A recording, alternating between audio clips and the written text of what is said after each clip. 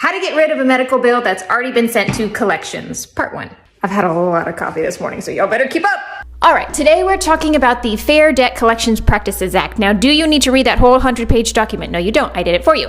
What you do need to do is memorize that name so that when collections agencies are getting a little pushy with you, you can name drop it. Let's get started. If a hospital feels like you're not making adequate payments towards your bill, they're going to send it to collections.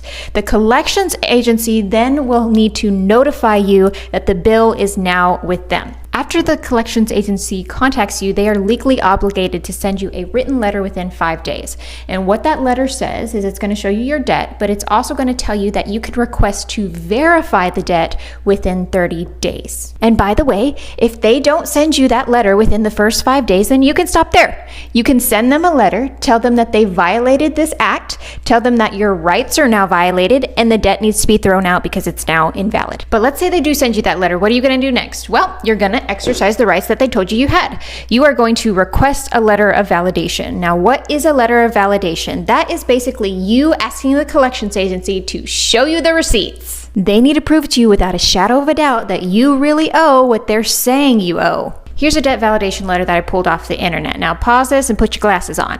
You are not just asking them for a total of your services. You need to know what services you got, what you were charged for each services, how old is the debt, what is your interest rate on the debt, when was your last payment.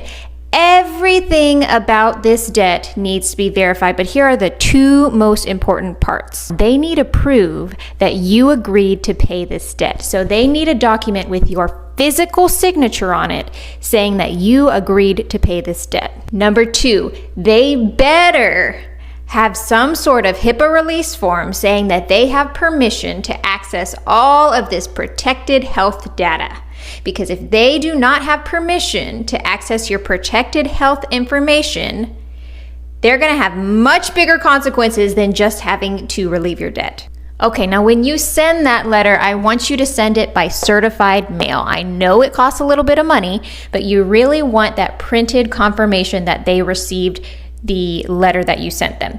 Now keep in mind, until they validate your debt and get you all the documents that you asked for, they cannot continue to try to collect that debt. That being said, 9 times out of 10, they are not able to produce all that documentation to prove that you actually owe that debt. And when they don't produce those documents, you're going to send them another certified letter. You're going to tell them that they failed to validate your debt, and that is a direct violation of the Fair Debt Collections Practices Act. And if they don't dismiss your debt, you will report them to the Federal Trade Commission. Now, it may take a little bit of arguing, but hold your ground and they'll typically drop it.